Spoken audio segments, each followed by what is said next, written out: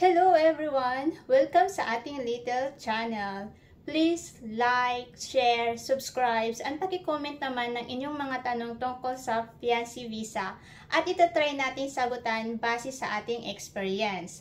Ang video natin ngayon ay tungkol sa mga requirements na ating dinala noong tayo ay nag-medical sa St. Luke's dyan sa Manila. Ayun. At pag-usapan din natin kung paano ako nakapag-medical nang hindi or wala pang interview appointment. Ayun.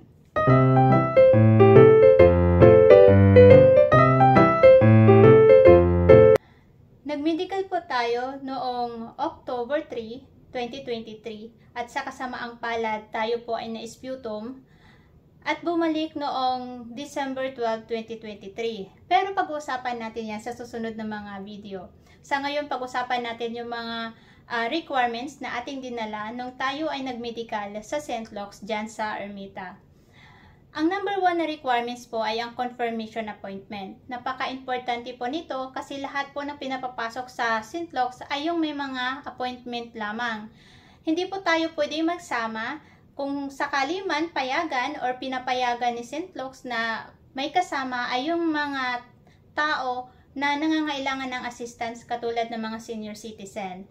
Ang pangalawang requirements ay COVID vaccine card or vaccine cert. Yun. 2 kopya po niyan. Then, ang sumunod po na requirements ay ang Xerox copy ng ating passport.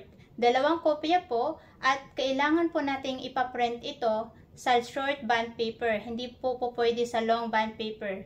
Then, ang sumunod po na requirements ay ang 2x2 visa size, 4 na kopya. Maging maingat po tayo kasi mayroon po tayong regular na 2x2 at saka 2x2 visa size. Pag pinaghambing nyo po yan, medyo mas malaki ang regular na 2x2 at medyo mas maliit naman ang 2x2 visa size. At kailangan natin ang 2x2 visa size. Ang sumunod na requirements ay ang K1 FTP or screenshot ng case ready. Kahit alin po ang dalhin nyo ay tatanggapin po yan ni St. Luke's kasi ang kailangan nila dyan ay yung makita ang ating case number.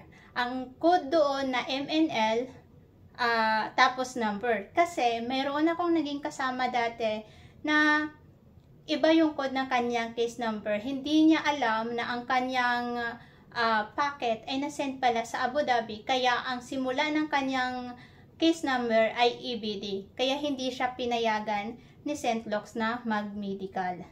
Kailangan niya munang i-forward sa Pinas yung case niya bago siya payagan mag-medical. Ayun, maging maingat din po kayo at tingnan nyo talaga ang inyong code ng inyong case number. Ang sumunod na requirements ay resibo ng bayad sa medical. Pwede po tayong magbayad sa Security Bank. Pwede din kayo magbayad sa mismong araw ng medical. Yun. Ang sumunod na requirements po ay yung confirmation appointment ng ating interview sa embassy. Ito ang hindi alam ng lahat. Akala kailangan talaga na mayroon ka ng interview appointment bago ka mag-medical. Pero sa totoo lang, pwede po tayong mag-medical kahit wala pa tayong interview appointment. Katulad ko, nag-medical ako nang walang interview appointment. Ang ginawa ko ay sinabi ko lang doon sa interview sa St. Luke's na wala pa akong interview appointment. Kaya ang ginawa ay binigyan ako ng blankong papel at pinasulat ng waiver. Ang nakasulat lang naman doon sa waiver ay nagsasabi na kung sakali man maabutan na ako ng expiration ng aking medical na hindi pa ako nakakapag-interview, ay labas na si St. Luke's doon.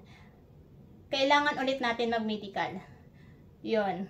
Yun lang po ang nakasulat doon na ating pinirmahan.